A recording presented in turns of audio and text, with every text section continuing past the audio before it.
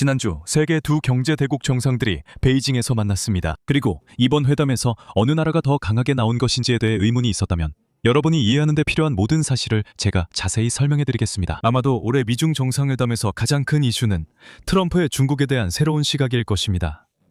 트럼프가 예전에 어떻게 말했는지 한번 들어보시죠. 우리는 더 이상 중국이 우리나라를 유린하도록 내버려둘 수 없습니다. 중국이 우리의 일자리와 돈을 빼앗고 있습니다.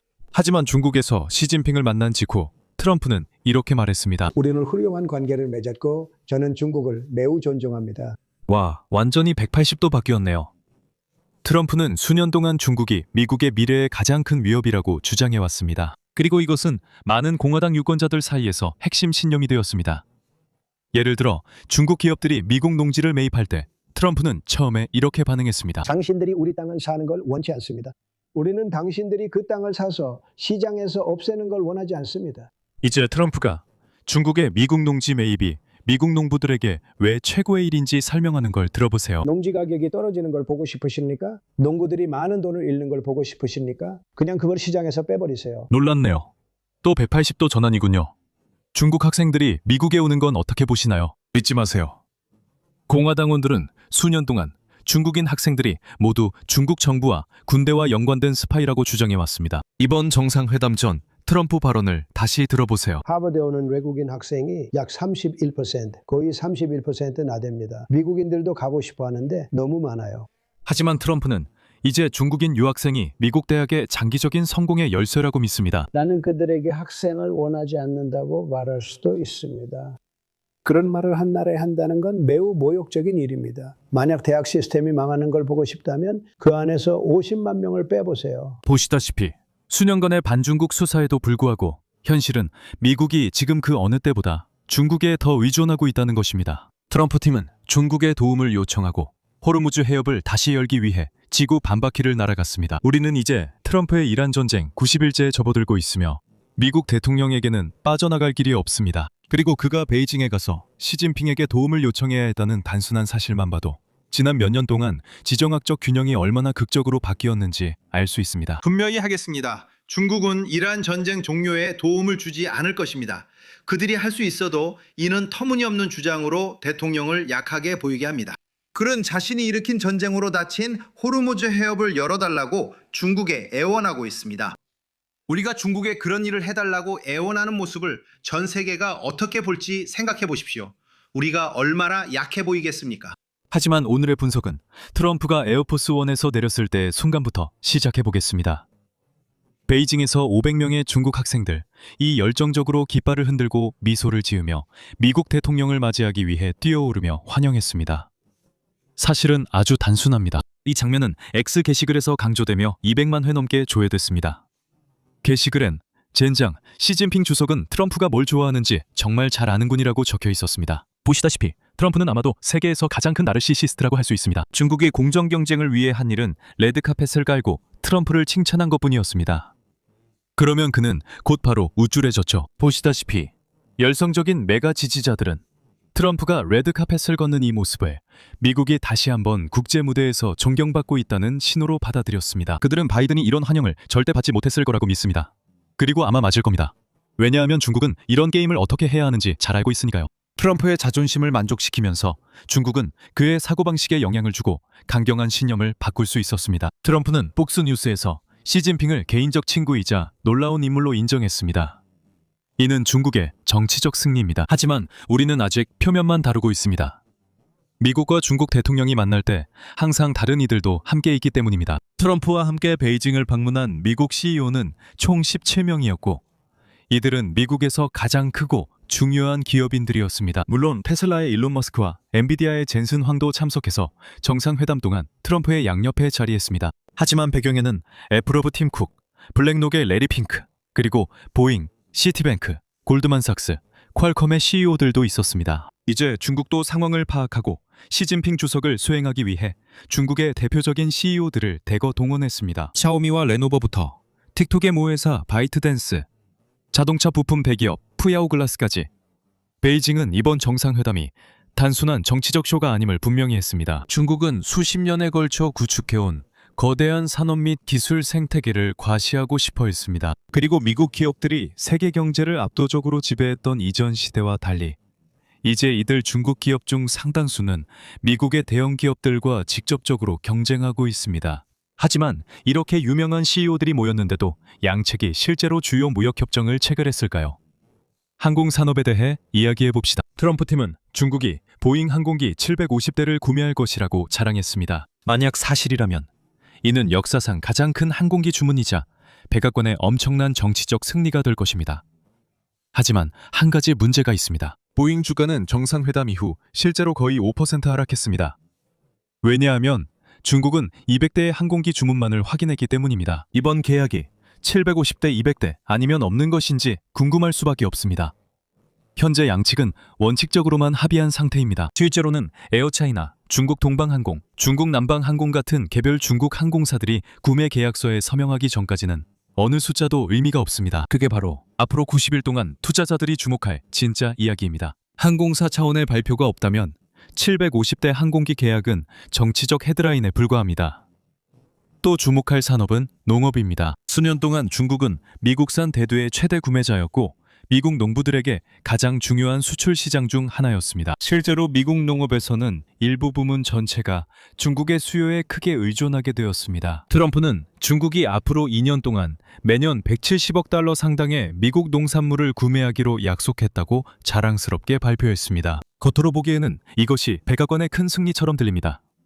하지만 여기에는 문제가 있습니다. 바이든 시절 동안 중국은 이미 매년 평균 300억 달러 이상의 미국 농산물을 구매하고 있었습니다. 다시 말해 트럼프는 이제 자신이 관세 전쟁으로 양국 간 무역을 혼란에 빠뜨리기 전 이미 존재했던 것보다 훨씬 작은 무역 협정을 자축하고 있는 셈입니다. 이것은 트럼프 외교 정책의 한 패턴이 되었으며 그는 이런 협상을 종종 미국의 큰 승리로 포장합니다. 하지만 실제로 수치를 비교해보면 새로운 협정은 종종 미국을 이전보다 더 약한 위치에 놓이게 만듭니다. 대부분의 헤드라인은 중국이 미국산 대두를 다시 구매한다고만 보도합니다. 하지만 진짜 이야기는 전체 무역 관계가 관세와 지정학적 긴장이 고조되기 전 수준으로 아직 회복되지 않았다는 점입니다. 이제 트럼프의 베이징 방문 핵심을 살펴보겠습니다.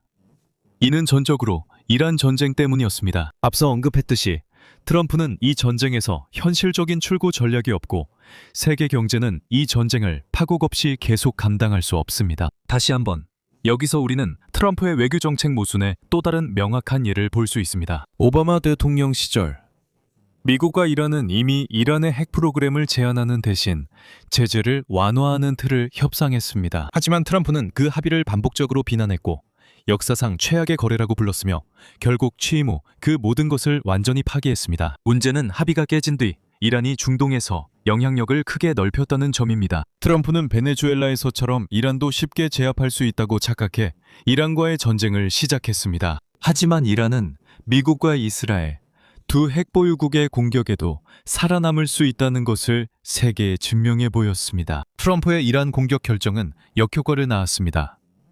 이란은 즉시 호르무즈 해협을 장악했고 트럼프도 이를 예상하지 못했다고 인정했습니다. 그리고 이제 트럼프의 팀은 이란 전쟁의 전체 목표가 호르무즈 해협을 전쟁 이전과 똑같은 상태로 되돌리는 것임을 인정하고 있습니다. 계획도 전략적 사고도 전혀 없다는 말이 딱 맞습니다. 그리고 이 지점에서 이야기는 엄청나게 아이러니해집니다.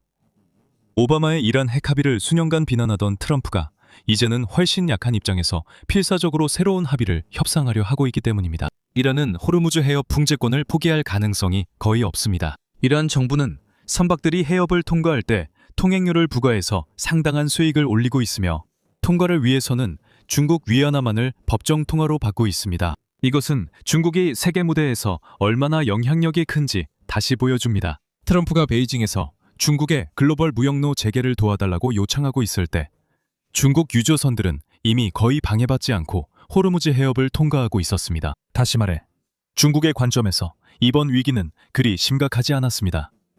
왜냐하면 베이징은 수년간 이란과 강력한 경제적 유대를 쌓는 동시에 세계 최고의 재생에너지 생산국이 되면서 석유 의존도를 줄여왔기 때문입니다. 이번 에너지 위기 내내 중국 경제가 얼마나 강력했는지 보여주기 위해 블룸버그의 이 차트를 한번 보시죠. 중국의 원유 수입은 4월 한 달 동안 전월 대비 20% 감소하여 하루 820만 배럴로 떨어졌으며 이는 최소 2년 만에 가장 낮은 수치입니다. 지난 3개월 동안 중국 국영 석유 회사들은 원유 화물을 유럽과 아시아의 구매자들에게 재판매해 왔는데 이는 전 세계적으로 공급 부족이 있음에도 불구하고 재고 수준이 여유롭다는 신호입니다. 이것은 중국 경제의 세계적 중요성과 트럼프의 베이징 방문 이유를 다시 보여줍니다. 전 세계 석유 시장이 심각한 부족을 겪고 있는 동안에도 중국은 자국 경제를 돌릴 만큼 충분한 석유를 보유하고 있을 뿐만 아니라 가장 필요한 다른 시장에 추가로 석유를 수출할 여유도 있습니다. 하지만 아마도 중국에게 가장 큰 지정학적 승리는 대만 문제에서 나왔을 것입니다. 정말로 이건 세계 경제의 미래와 아시아의 세력 균형에 엄청난 영향을 미칠 수 있습니다. 대만은 오랫동안 미중 관계 전체에서 가장 민감한 문제였습니다. 수년 동안 워싱턴은 대만의 가장 강력한 국제적 지지자로 자리매김해왔고 베이징은 대만이 중국 정부의 레드라인임을 거듭 경고해왔습니다. 그리고 전 세계가 중동과 동유럽에서 전쟁이 발발하는 것을 지켜보는 가운데 많은 분석가들은 대만이 세계 두 초강대국 사이에 다음 주요 지정학적 분쟁지가 될 수 있다고 보고 있습니다. 하지만 베이징에서 시진핑을 만난 후 트럼프의 대만에 대한 어조는 갑자기 크게 달라진 것으로 보였습니다. 그의 말을 직접 들어보시죠. 대만의 역사를 보면 대만은 대체 뭘 하는지도 모르던 대통령들 덕분에 대만이 발전했습니다. 당시 반도체에 관세를 매겼다면 그들은 떠나지 않았을 겁니다. 모든 것이 인텔과 우리 반도체 회사에 관한 것이었습니다. 그들은 우리의 반도체 산업을 빼앗아갔기에 저는 수년간 그렇게 말해왔습니다. 저는 수년간 그들이 우리의 반도체를 훔쳐갔다고 말해왔습니다. 만약 대통령이 100% 관세를 매기겠다, 떠나도 된다고 말했다면 좋았을 겁니다. 대만에서 생산은 가능하지만 미국에 팔면 100%나 200% 관세를 매기겠습니다. 우리는 절대 반도체를 빼앗기지 않았을 겁니다. 우리는 반도체 산업을 잃었습니다. 하지만 이제 모두 돌아오고 있습니다. 그리고 저는 이렇게 말합니다. 대만은 조금 자제하는 것이 매우 현명할 것입니다. 트럼프는 대만이 조금 자제해야 한다고 공개적으로 제안하면서 동시에 대만이 미국의 반도체 산업을 훔쳤다고 비난했습니다. 이 발언은 즉시 워싱턴 전역에서 반발을 불러일으켰습니다. 많은 공화당원과 민주당원들이 트럼프의 발언을 미국이 오랜 기간 유지해온 대만에 대한 지지를 약화시키는 신호로 해석했기 때문입니다. 하지만 트럼프가 미국 정책을 근본적으로 바꿀 의도일 가능성은 여전히 낮습니다. 트럼프는 이제 대만 지도자와 추가 무기 판매에 관한 전화 통화를 할 예정입니다. 하지만 베이징의 입장에서는 미국 대통령이 중국이 아닌 대만을 공개적으로 압박한다는 말만 들어도 큰 심리적, 외교적 승리로 여겨집니다. 이제 미중 정상회담을 정리하며 세인트 앤드루스 대학교 필립 오브라이언 교수님의 말씀을 들어보시기 바랍니다. 그는 트럼프 집권 시 미국 쇠퇴를 언론이 분석하지 않으려는 점이 놀랍다고 썼습니다. 미국은 이란 문제에서 도움을 못 받고 대만 문제로 꾸지람을 들었으며 중국이 확인하지 않은 소규모 보잉 계약만 얻었다고 주장합니다. 트럼프는 중국 유학생과 마이크로칩 문제에서 유화적인 태도를 보였습니다. 시진핑 주석은 미국의 힘을 모욕했지만 이 행사는 여전히 어느 정도 성공한 행사로 보도되고 있습니다. 이것은 미국의 전략적 실패이며 쇠퇴의 중요한 순간입니다. 저는 오브라이언 교수님의 의견에 확실히 동의합니다. 그리고 가장 흥미로운 점은 많은 서방 언론이 중국 현지에서 실제로 일어나고 있는 현실과 얼마나 동떨어져 있는지입니다. 최근 큰 화제가 된 월스트리트 저널 기사에서 미래는 중국 것이 아니다. 우리는 애플, NBA, 시드니 스위니가 있다. 그들은 무엇이 있는가? 라고 물었습니다. 신사숙녀 여러분, 이것이 2026년 주류 언론의 현 주소입니다. 시드니 스위니를 보유한 것이 어떻게든 지정학적 과시라고 생각하는 것이죠. 실제로 이 기사는 2026년 대부분의 미국인들이 중국을 얼마나 이해하지 못하는지를 보여줍니다. 그리고 사람들이 직접 조사하고 중국 현지의 독립적인 목소리를 찾아 진짜 관점을 얻는 것이 왜 더욱 중요한지 설명해줍니다. 중국은 지난 20년 동안 제조업 지배력, 세계적 수준의 인프라, 고속철도, 에너지 안보, 그리고 서방과 직접 경쟁할 수 있는 기술 생태계를 구축해왔습니다. 이는 올해 미중 정상회담에서도 나타났습니다. 엔비디아 CEO 젠승황은 도널드 트럼프와 베이징을 찾았는데 그 이유는 매우 단순합니다. 그는 중국 기술 기업들이 엔비디아 H200 칩 구매에 합의하는 것이 목표였습니다. 정상회담 동안 10개의 중국 기업의 엔비디아 칩 구매가 승인됐습니다. 그런데 무슨 일이 있었을까요? 단 한 곳의 기업도 주문을 하지 않았습니다. 그 이유는 아주 간단합니다. 화웨이가 이제 대부분의 작업에 충분히 좋은 국산 칩을 생산하고 있기 때문입니다. 그리고 도널드 트럼프는 중국에 대해 엔비디아의 모든 마이크로칩에 25%의 관세를 부과하고 있어서 미국산 칩이 너무 비싸게 되어버렸습니다. 다시 한번 이것은 트럼프의 또 다른 오산으로 이번 정상회담에서 미국이 얼마나 적게 얻었는지 보여줍니다. 그리고 사람들이 인정하든 안 하든 이번 정상회담은 20년 전 엔 상상하기 힘들었던 사실을 보여줬습니다. 미국 대통령은 힘의 우위에서가 아니라 워싱턴이 점점 더 중국의 협력이 필요해져서 세계 경제를 안정시키고 국제 분쟁을 관리하며 세계 무역을 유지하기 위해 베이징을 방문한 것입니다. 여러분, 바쁜 와중에 유튜브에서 함께 해주셔서 감사합니다. 저는 지금 홍콩 호텔에서 영상을 녹화 중입니다. 여름을 맞아 중국으로 돌아와 앞으로 2달간 중국을 여행하며 유튜브에 브이로그로 기록할 예정입니다. 만약 이 영상이 저의 첫 번째 영상을 시청하시는 거라면 중국에 대한 최고의 인사이트를 얻고 싶으시다면 꼭 구독해주시고 아래에 댓글도 남겨주세요. 곧 다음 영상에서 여러분 모두를 다시 뵙기를 기대하겠습니다.